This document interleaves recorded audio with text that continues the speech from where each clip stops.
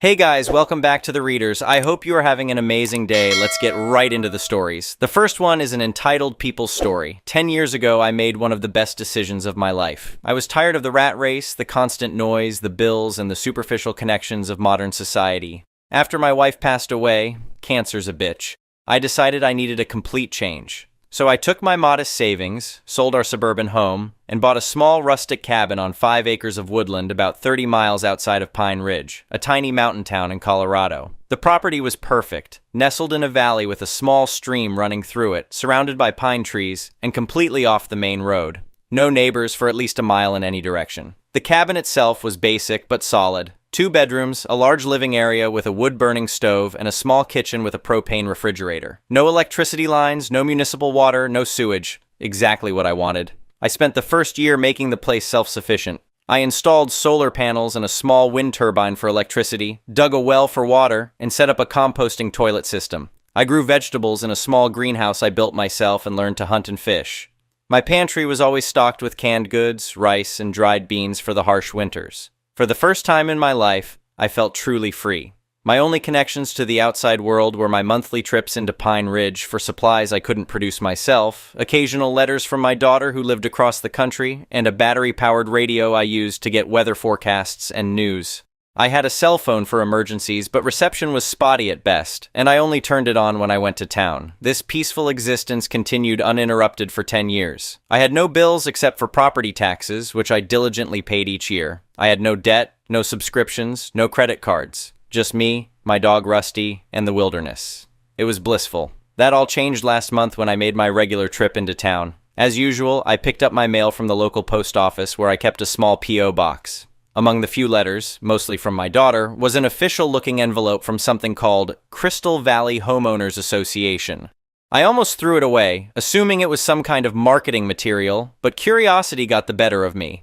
Inside was a formal notice addressed to me claiming that I was in severe violation of the Crystal Valley HOA bylaws and owed them $25,600 in unpaid dues and late fees dating back 10 years. The letter stated that if I didn't pay within 30 days, they would place a lien on my property and potentially foreclose.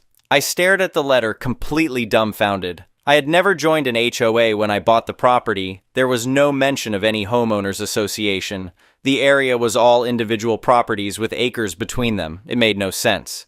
The next day, I drove back to town and went straight to the county recorder's office. I pulled the records for my property, and sure enough, there was no HOA covenant attached to it when I purchased it. I also checked with the tax assessor, who confirmed that my property was not listed as part of any planned community or association.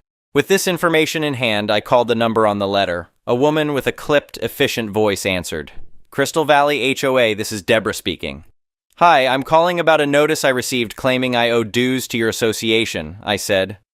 Yes, what's your name and property address? She asked. I provided the information, and I could hear her typing. Yes, you're severely delinquent. You haven't paid your dues since you purchased the property 10 years ago. With late fees and interest, you owe $25,600. We need to set up a payment plan immediately. There's some mistake, I replied. My property isn't part of any HOA. I checked the county records. There was a pause. Sir, Crystal Valley HOA covers all properties in the northeastern Pine Ridge mountain area. Your cabin falls within our jurisdiction. That's not possible. There was no HOA mentioned when I bought the place. No covenant, no disclosure, nothing. Well, the previous owner must have failed to disclose that, she said dismissively. But that doesn't absolve you of responsibility. The dues are still owed. I was starting to get irritated. Look, I've lived there for 10 years and never received a single notice from you until now. I've never used any services from your HOA. I'm completely off-grid. We've been sending notices, she insisted. If you haven't been receiving them, that's not our problem. The fees are still valid. Send me proof that my property is legitimately part of your HOA, I said. Send me the original covenant with my property listed, signed by whoever established it. I don't have time for this, Deborah snapped. You can take it up with our board at the next meeting if you want, but the fees are due in 30 days or we'll take legal action. She hung up before I could respond. I sat in my truck, fuming. Something wasn't right here. After a moment's thought, I drove to the local library to use their internet. I didn't have it at my cabin. I searched for information about Crystal Valley HOA and found their website, which listed their office address in a small strip mall on the edge of town. I decided to pay them a visit in person. The office was small but furnished with expensive-looking desks and chairs. A young man sat at the front desk, and an older woman was visible through an open door to a back office. "Can I help you?" the young man asked. "I'm here about a notice I received claiming I owe HOA dues," I explained. "I'd like to speak to someone in charge." The woman from the back office appeared in the doorway. "I'm Margaret Simmons, president of the Crystal Valley HOA. What seems to be the problem?" I explained my situation again and showed her the county records I'd printed out. "As you can see, my property has never been part of any HOA. Margaret examined the papers with a frown. "These records must be incomplete. Your property is within our boundary map." "Can I see this map?" I asked. She hesitated, then went to get a large laminated map from her office. She spread it on the counter, pointing to an area circled in red. "This is the Crystal Valley HOA area. Your property is here." She pointed to a spot within the circle. I looked closer and noticed something odd. The map was dated just 3 years ago, but the HOA was supposedly collecting fees from me for 10 years. "When was this HOA established?" I asked. "Crystal Valley has been operating since 1998, she said confidently. "And you're saying my property has been part of it since then?" "Correct." "Then why did I only start receiving notices now, after 10 years of living there?" Margaret's expression tightened. "As we explained in our letter, we've been sending notices all along. It's not our fault if you choose to live like a hermit and don't collect your mail regularly." "I collect my mail every month," I countered. "Never got a single notice until now, and my property deed has no mention of any HOA covenant or restriction." "Listen," Margaret said, her tone becoming condescending. "This happens sometimes with remote properties, but the fact remains that you're within our boundary and you owe these fees. We can work out a payment plan if the lump sum is too difficult for you." I was about to argue further when another thought occurred to me. "What services does your HOA provide to my property?" This seemed to catch her off guard. "We maintain the community standards, manage the roads, and provide security patrols." I almost laughed. "I'm miles from the nearest neighbor. I've never seen any road maintenance on my access road. I do it myself. And I've certainly never seen any security patrols." Margaret's face flushed. "The fees cover administrative costs as well." "For services I've never received or agreed to," I said. "I'm not paying." "Then we'll have no choice but to place a lien on your property and potentially foreclose," she threatened. "Go ahead and try," I replied, gathering my papers. "But I suggest you talk to your lawyer first. I have a feeling they'll tell you you're on shaky ground." As I turned to leave, Margaret called after me. "You have until the end of the month to pay or face the consequences." I spent the drive back to my cabin thinking hard. Something about this whole situation felt off. The timing of the notice, the boundary map dated years after I moved in, the fact that I'd never received any previous communication from them, it smelled like a scam. The next day, I drove back to town, 3 trips in 1 week, a new record for me, and went to see a lawyer. Paul Davidson was recommended by the librarian as someone who knew property law and had dealt with HOA issues before. Paul's office was modest but professional. After listening to my story and examining my paperwork, he leaned back in his chair with a thoughtful expression. "This is interesting," he said.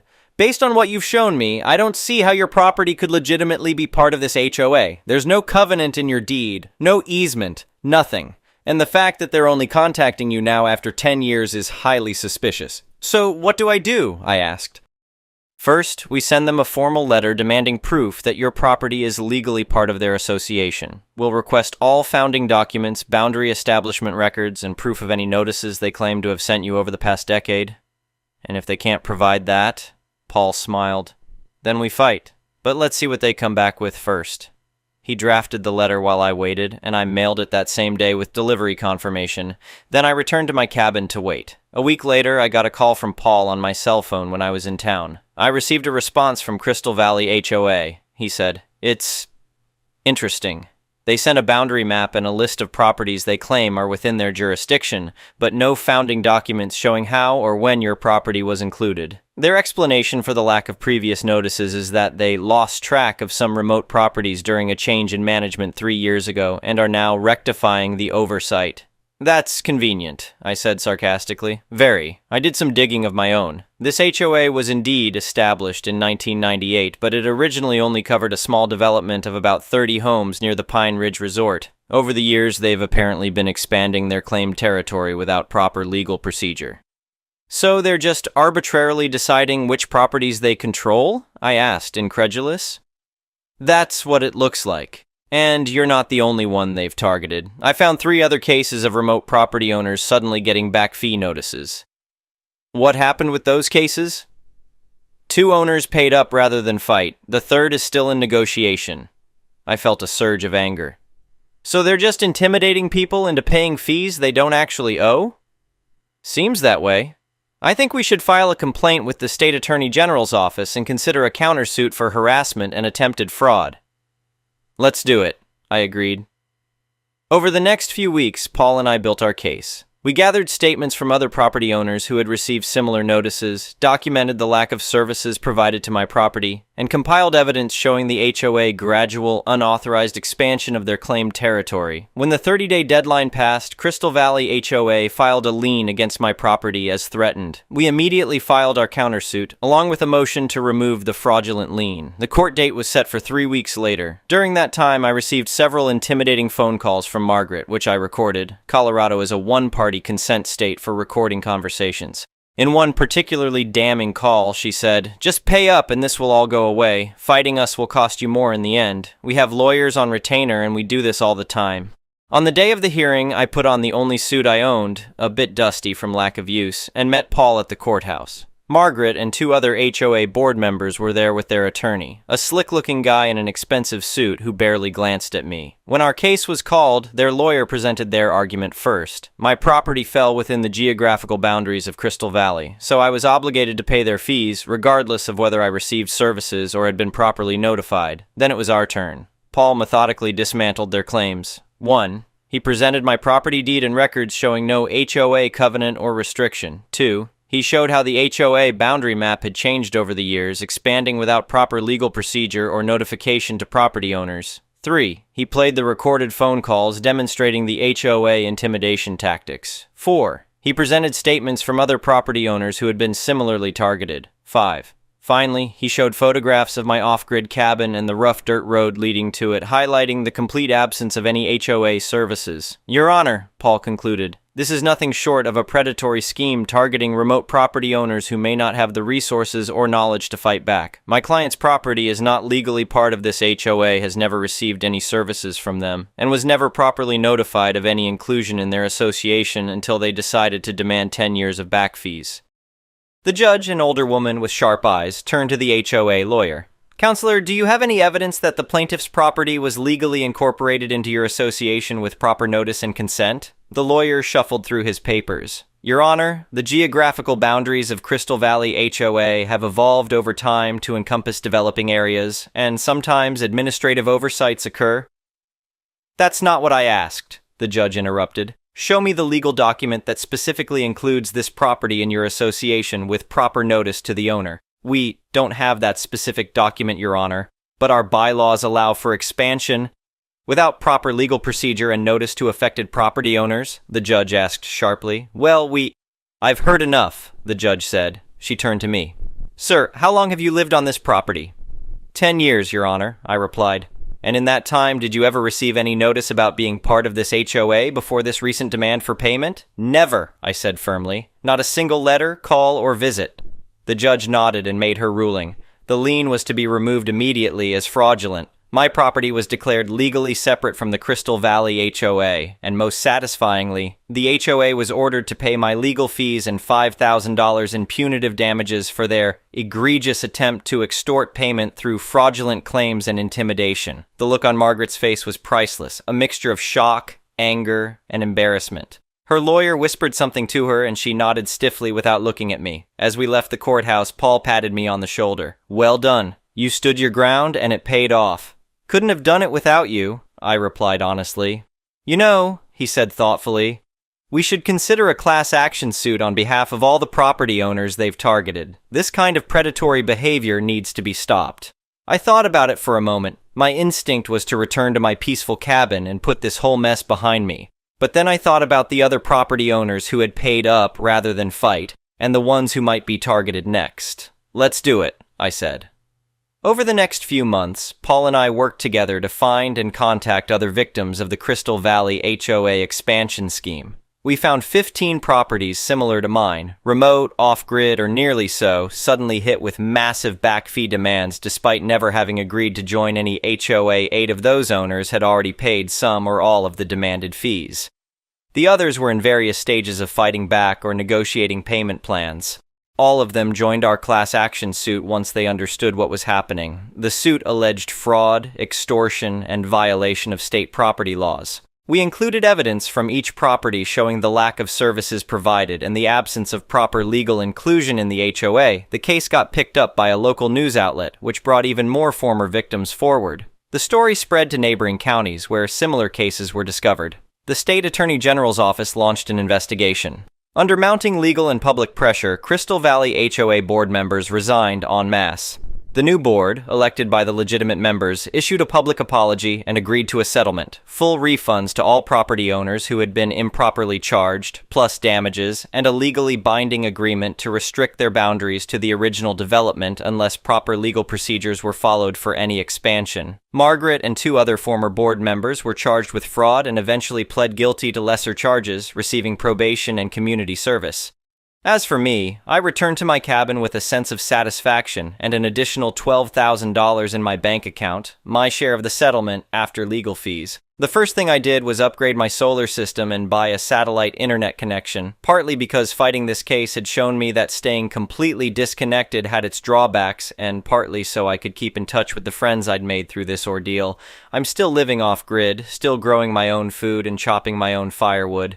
But now I have a better understanding of the importance of staying vigilant about my property rights and helping others protect theirs. The best part?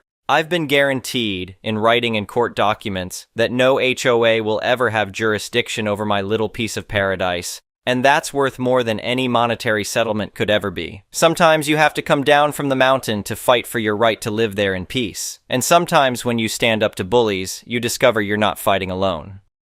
The next one is a pro-revenge story. I have a friend called Carrie who just broke a story to me. Not sure if it's petty or pro-revenge or even malicious compliance, but here it is. The cast. Names have been changed to protect identities. Carrie, my friend, and the heroine of the story. Sharon, the secretary with loose morals. Roger, IT manager and villain of the story. Ivan, the CEO and company owner, also owner of 3 or so other small companies, one of which was in the same office block. Olivia, Roger's wife. Carrie works for a small IT company as a programmer and web designer along with about 8 others, including her manager and her newest colleague, Sharon the secretary.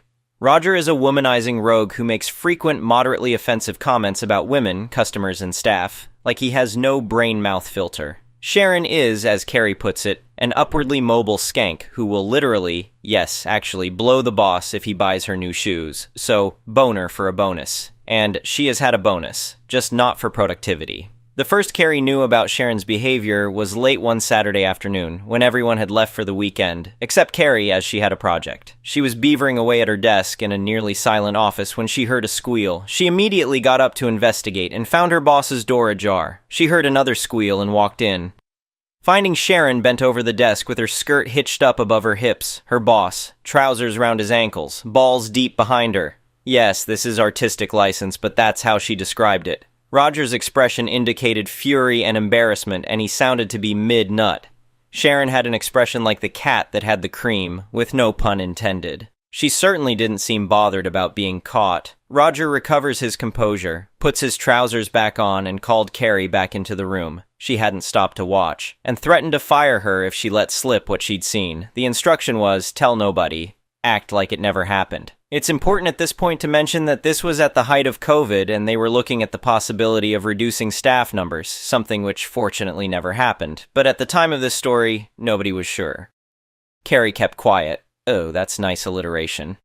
Roger would occasionally remember that she knew what he was up to and would give her dirty looks, but little more was said. Sharon and Roger were still having regular sex at work, and Sharon was getting the bonuses that the team should have received. She was also receiving boners, but nobody would have felt jealous had they known. One Saturday, about 6 months after the initial shock discovery, an opportunity for revenge, and technically malicious compliance, presented itself. Olivia, Roger's wife, popped in. The staff were still there, and the office was busy and a bit noisy. Roger had excused himself to his office with Sharon early, as he knew his wife would be in later to meet him and wanted to get his end away before she arrived. She was early. Olivia was standing at Sharon's desk. Sharon was the secretary after all, and Carrie saw an opportunity. She offered to help in the absence of the secretary, and Olivia asked to see Roger. Carrie obliged. The next bit is a little vague as Carrie skipped some details, but apparently she knows how to get past the lock on his office door, like the door frame is a little too big. And that's the vague bit. Carrie was able to open the door as if it wasn't locked, and hold it open for Olivia, who walked in to see her husband screwing the secretary from behind. Olivia's eruption was one of incandescent fury, which caused Roger's excuses to melt away. He was trying to explain that it wasn't what it looked like while pulling his trousers up. Sharon, meanwhile, had tried to discreetly leave, but Olivia had turned her full wrath on Sharon's direction, so Sharon excused herself by asking Roger why he'd never told her he was married. He had actually told her, but the ruse worked. Roger stared daggers at Carrie, but she told him that she'd done as he asked. She had never told anyone, and had acted as if it had never happened, just as he'd demanded.